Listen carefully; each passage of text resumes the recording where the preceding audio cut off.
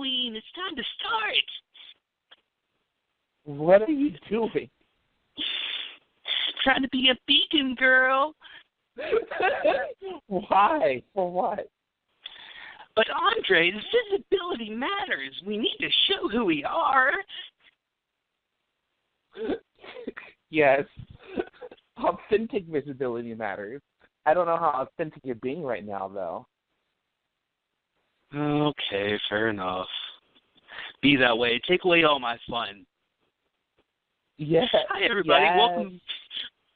Yes, Queen. Welcome to the queer experience. No, but seriously, welcome. Today we're talking about being the token gay. If you have a responsibility to do it and what that should look like. Yeah. I am in the camp that authenticity should rule. So for some folks that, yes, Queen, make it work, is who they feel they are. And that's how they like to express themselves. And that's super cool. I am most definitely not that type of person. So that's not how I express myself. What about you, Bruce? No, absolutely. I agree with you. And I think that's one of the key things that we're hitting on with this podcast, with this, all the episodes that we do, is to show that there's more than one way to be gay. Being, part of the LGBT plus community just means that you're like a little, you're a little bit different, but that doesn't mean that you got to fulfill these stereotypes 24/7. You got to be who you are, and that's the only way to do it. So what you're saying is it's okay that I don't like drag. It is okay that you don't like drag. It's also okay if you did like drag. Yeah, but everyone likes drag, and this is not really my thing. Oh, so I didn't tell you the story yet. We talked, I guess a couple weeks ago on Valentine's Day about, what I was going to do with my boyfriend. So we went to dinner. I didn't do I never gave you the follow-up on that. So we... You did a drag performance for your boyfriend? Not quite that cool. But we did go to dinner, like the following weekend. Went to dinner to this, one of his favorite places. And it's a gay restaurant / gay bar. The night that we went, we didn't know this beforehand, but they were having a drag show. It was a lot of fun. It was see people being free, and there's something very beautiful in that, I think. They're performing, and there's freedom in performing. It's just not my gig. It's just not my gig. Sure. It doesn't have to be. I'm just saying that I'm glad that even though I haven't, really experienced, I've never been to a drag show. That was really my first experience with it. I would like to learn a little bit more. Like, I was intrigued. I don't really want to do it myself, but I want to know a little bit more about it. I'm sure we will have a drag queen as a guest soon enough. Yes, Queen! Work it! Oh, joy. Yeah, sorry. I'm going to find a drag queen that, plays in a football league or something. That would be really cool. That's another thing. There are so many gay sports leagues in so many cities. Not where I live, of course, but there are lots of great kickball and dodgeball and football and softball and probably boxing. I don't know. No, absolutely. Not saying that you should only play with other queers, but I think that speaks to how big the community is in terms of diversity. That not every gay is someone who likes things typically associated with femininity. And I think gay people, just like all people, have a mix of some quote-unquote feminine things and some quote-unquote masculine things, et cetera, et cetera. All unique combinations, right? Absolutely. I mean, it's cliche to say it, but it's true. There's a spectrum of not only sexuality, but of gender. Well, we're getting into a complicated subject here, but of gender expression as well. There's a spectrum there that you're not going to fall into one box or the other, and if you try to, then you're lying to yourself. And Yeah. I personally think the issue isn't necessarily that we, quote-unquote, gender certain behaviors and activities.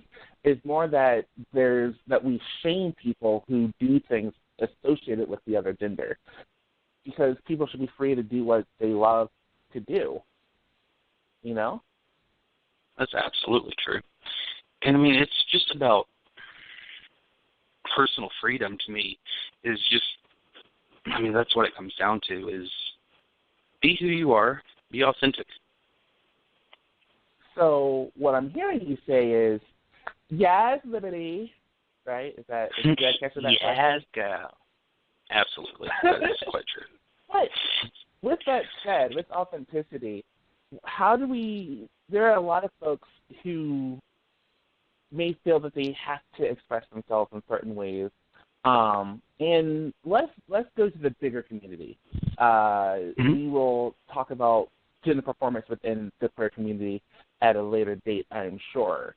But thinking about like how people in different places around the U.S. and around the world feel like they have to act a certain way because they don't see other gays in their community, or they don't see other guys or other gals or other folks who behave the way that they behave or like the things that they like, et cetera, et cetera. Let's say, like, for instance, you're originally from West Virginia. I'm currently living in Oklahoma. Both places not exactly known for being the friendliest towards queers. Sure. Do we have a responsibility to, as people who are out, to, like, make sure that to be visible?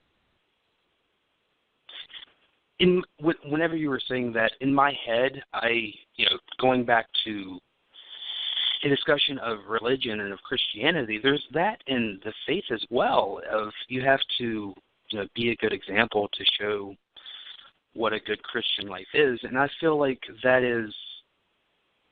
it's entirely equivocable, even though we're talking about two separate issues.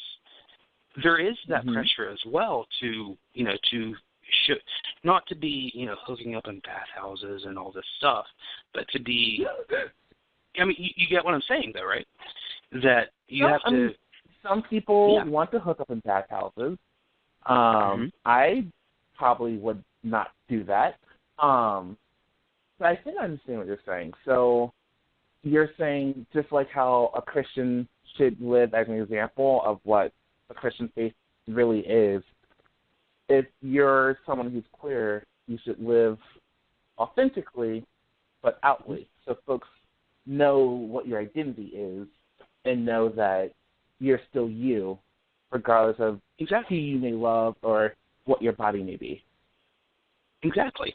It's more than just, oh, well, look at this gay guy. I didn't know gay guys could be that masculine. It's not about that. It's about, having character, about having morality, and not even in a religious sense, but just being a good person. And that's how we overcome homophobia, in my opinion, is whenever you know a queer person, oh, they're not the Antichrist. You know what I'm saying? Yeah. There is a little bit of responsibility there. And if you deny that, I don't know. Do you disagree with that? It's hard. When I was working in as an advisor, I was the only queer person in the office. And it started becoming a thing where anytime any student came in and was like, I'm having questions about my sexual orientation, I'm having questions about my gender identity, it was always, oh, go talk to Andre.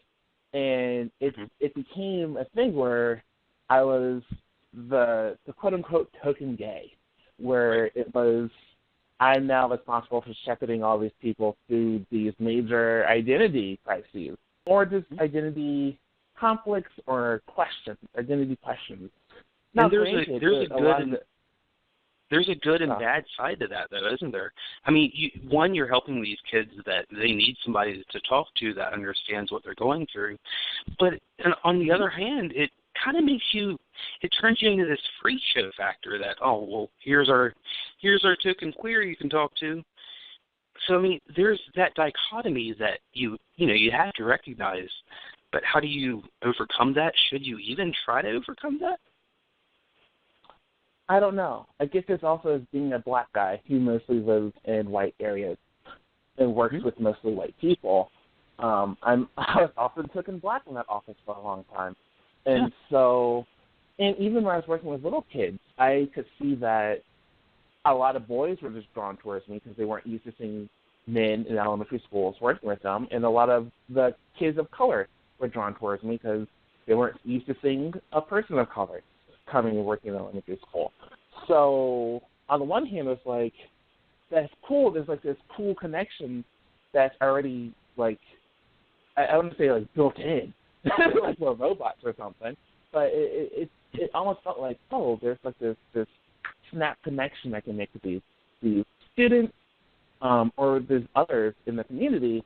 But on the other hand, it can grow tiring when everyone expects you to always be that person. Mm-hmm. And there were times when I felt frustrated, like, well, just because you're not queer doesn't mean you can't learn about the queer experience and help someone with that, Absolutely true. Am I a bad person? I guess that's what we're asking, and neither of us really have an answer to that. I don't even know that we need to have an answer, but it's necessary to explore, to recognize that there is a good and a bad quality of being an out and visible gay or lesbian or trans or whatever. There is a responsibility with that that's probably not exactly fair, but it's necessary for the other queers out there and that aren't able to be their authentic self like you are. So let's say someone's bisexual. Is it then beholden on that person to carry around one of those 3 stripe flags at all times? And that way when folks are like, what's that flag you're carrying? You can be like, well, I am a non-monosexual. I like people of all sexes. Ha, ha, ha. Or, like for instance, I wear a rainbow bracelet. Is that enough to be visible, or should I be doing more to make my visibility known? Sure, I get what you're saying.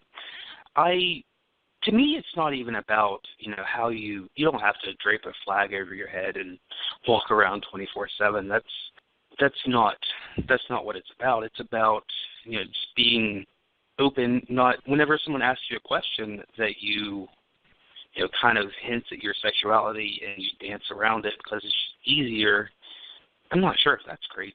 If you mentioned bisexual, so let me go ahead and put this towards you. There is a lot of, I guess I don't have data to back this up, but, just from people watching, there's a lot of bisexuals that only talk about it whenever they're in a same-sex relationship. Whenever they're in a relationship with the opposite sex, it's a lot easier just to, no, I'm a guy, I'm with a girl, it's that simple. But it's not really that simple. And I feel like I'm judgmental, and I don't mean to be.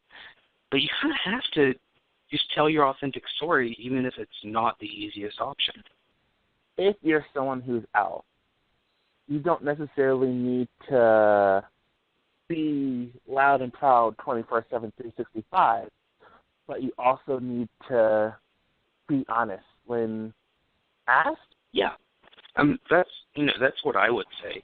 It's not even that you're being dishonest, but I'm sure you know what I mean. Whenever you half answer a question because it's easier not to give all the details.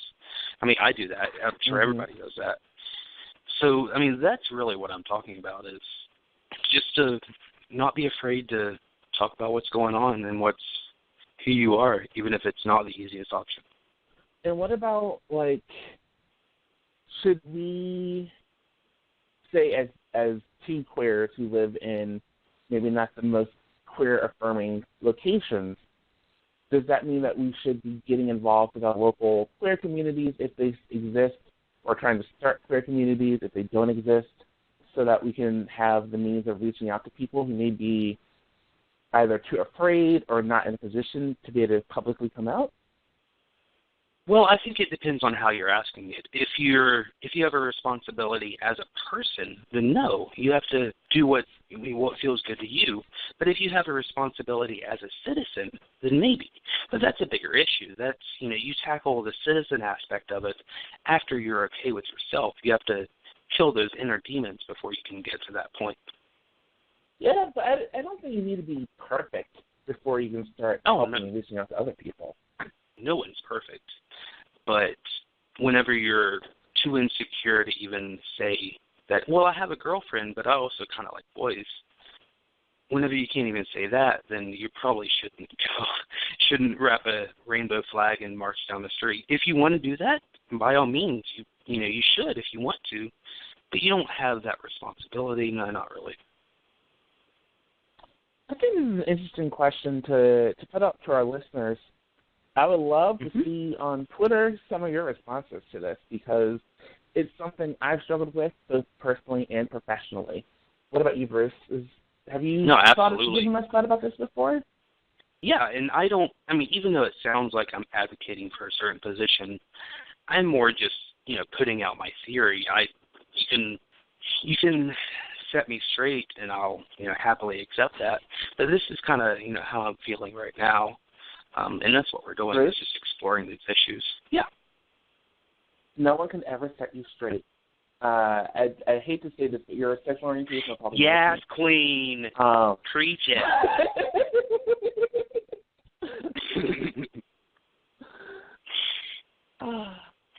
I actually once dated a guy, and we were driving around, and I was giving him directions. I was like, oh, you need to go straight. And he was like, oh, we don't go straight. We go gaily forward. That's really cheesy, but I like it. It's cute. But please do give us your opinion on Twitter and we're a lot more active on Twitter than Facebook, but on either. The handle is at OQE Podcast. Hit us up. Let us know what you're thinking, whether it's, a tweet at us or send us a private message if you want to keep it private. But we want to hear your story. We want to hear your opinion. And, it's a public discussion. I look forward to it. Yeah, and if you're someone who, and I think I speak for both of us when I say that it was definitely times when being in the closet, you were even afraid. I know I would have been way too afraid to follow something with queer in the name of it, whether it be on Facebook or Twitter, because it's like, oh no, someone could look up who I follow and see that and find out. Yeah. Feel free to private message us on Facebook or DM us on Twitter. Let us know you're out there. We will be discreet. I guess that's the word for it. Absolutely. But we know that you're not alone. Mm-hmm. And even, what you're describing is me just a couple years ago. I get that. That hits home for me. That's okay if that's you. Don't stress about it. Do everything at your own time when you're ready. And if you want to reach out to us, we're here to talk. We won't out you. Don't worry about that. It's, we want to know your queer experience. Exactly. Andre, I have a question for you before we wrap up. Yes. For a long time. Thanks for asking. So I work in customer service a lot, and I find it's a little bit different there, because when you're in a professional setting, even in, you're in the university a lot, you can't really, it's unprofessional to show who you are and to, talk about things that are very personal to you. So where do you, let me make this a little more concrete for you, I guess. You say that you wear a rainbow bracelet, yeah? Mm-hmm. I wouldn't do that in customer service. And I don't think that's good of me not to do that. Because, if you work for tips, you have to kind of meet them on a certain level, that kind of thing. But at some point, that's just an excuse. You know what I mean? Yeah. But so where do you draw different?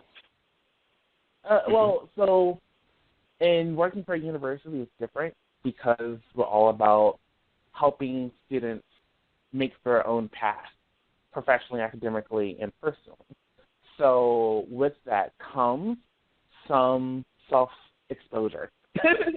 Simply put, like, you have to put yourself out there to a certain degree. But on the other hand, like, seeing a student shouldn't be your therapy session.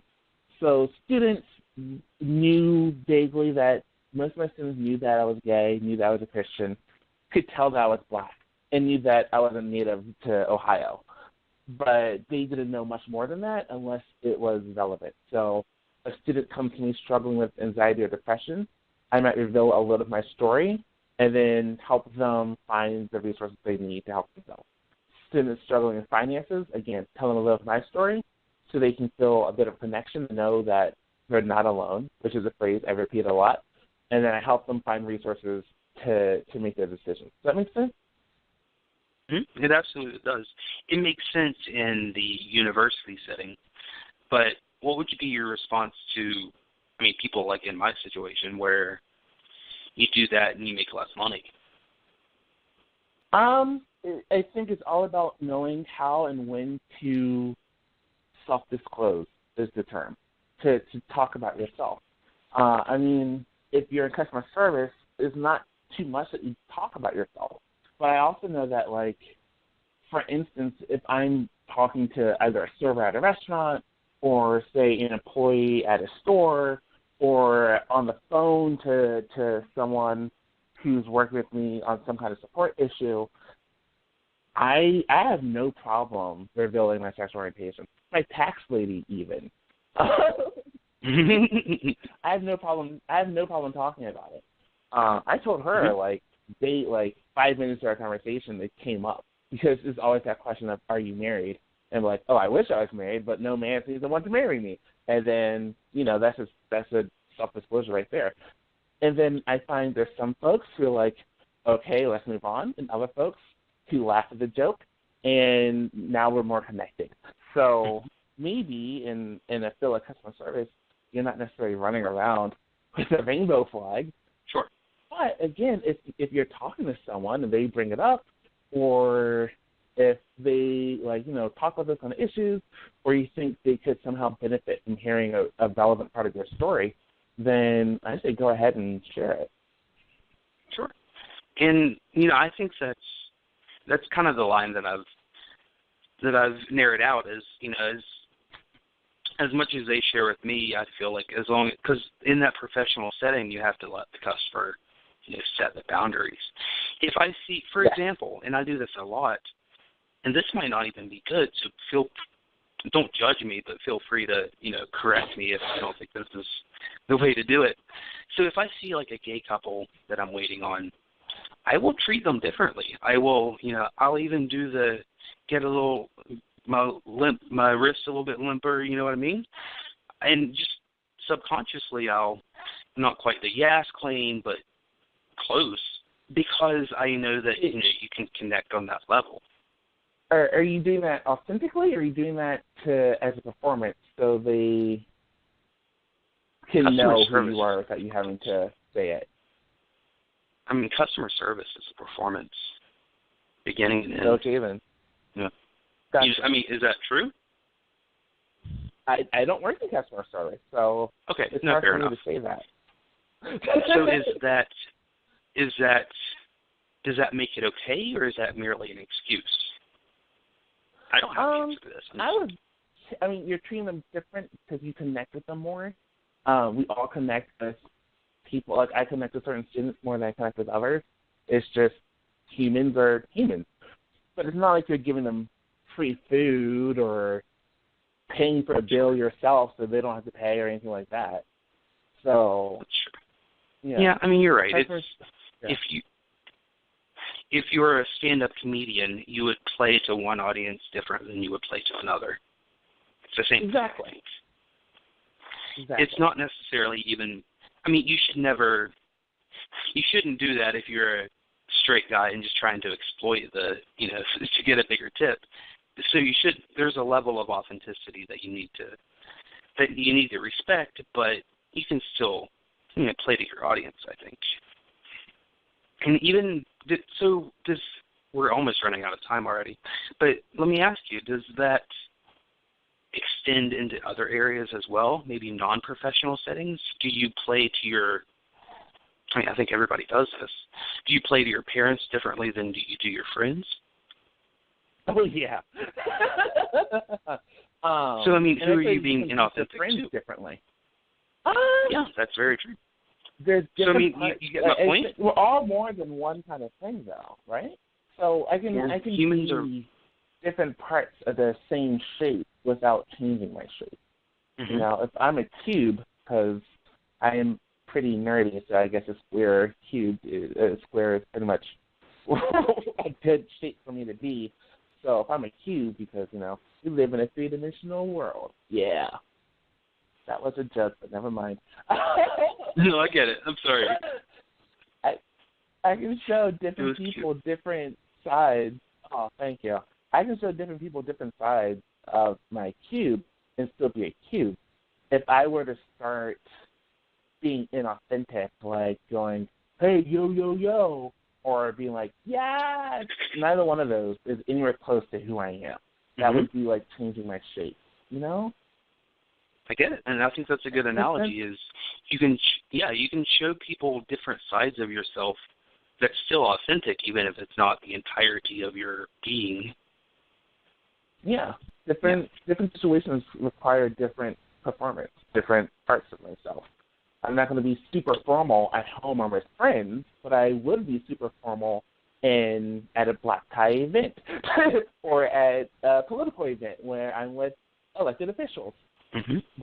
And I would be fun and goofy with certain friends. I wouldn't be fun and goofy with other groups, you know?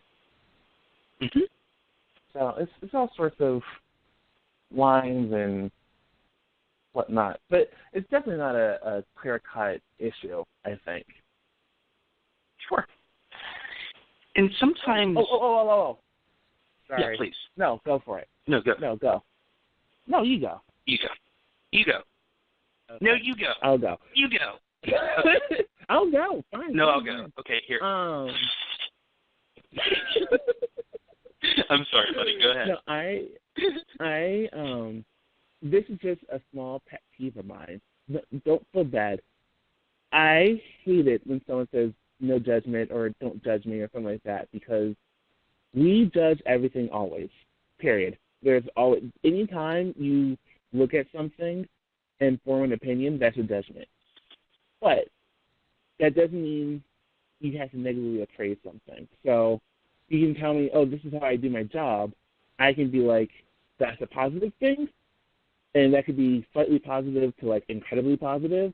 That's a bad thing. That could be slightly negative to incredibly negative. Or I could be like, I have no real opinion on that. All of those are judgments.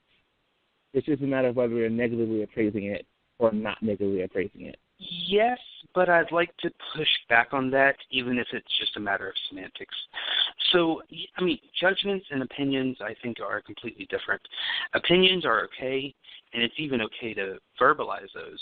But the problem, in my opinion, is whenever you take your own personal experience and apply that on the other person and think that because of your experience in life, they should have the same opinion that you do. I think that's where we could run into trouble. You can have an opinion, but don't expect the other person to share your opinion. Yeah, and your opinion is your judgment of, they're doing it like this. That's a bad thing. The next step is, why are they doing like this? That next step where you're applying value to the person based off of that judgment, that's the bad thing. Yes, I agree with you. And, yeah, it's just a matter of semantics. I think that whenever I say that, I'm not going to judge you for your opinion, and I mean that, I don't mean that I'm not going to have an opinion on what you're saying, but it just, like you're saying, it just doesn't mean that I view you as a less valuable person because you have a different opinion than I do.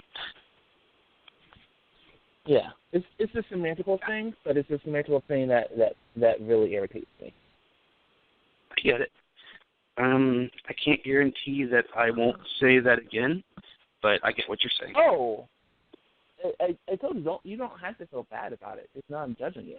Oh, I don't feel bad. I'm just letting you know that, people with this. I'm kidding. I'm sorry. I'm kidding. It's fine. I'm kidding. It's fine. I love you anyway. Yeah. Yeah, it's clean. Oh, my. I cut you off earlier. What were you going to say? I don't remember. Do you remember? It wasn't important, I guess. That's all right. So let's go ahead and wrap this one up. And on Wednesday, we're talking about sex. Isn't that exciting? Sex! Yeah. My voice got really high right there and kind of squeaky. I don't know why. I guess I that's assume you're normal. so excited for it that you can't contain yourself. Is that what it is? Or maybe I just squeaked. Do I just squeak during sex? Is that what happens? I wouldn't know. Well, that wasn't a legitimate question like Andre would know. But so yes, join us on Wednesday where we talk about sex. And perhaps does Bruce squeak? Maybe we should have your boyfriend on and he can tell us definitively if you squeak during sex or not. I don't know if I want to expose him to you yet. I don't know if he hasn't done anything bad enough to deserve that quite yet.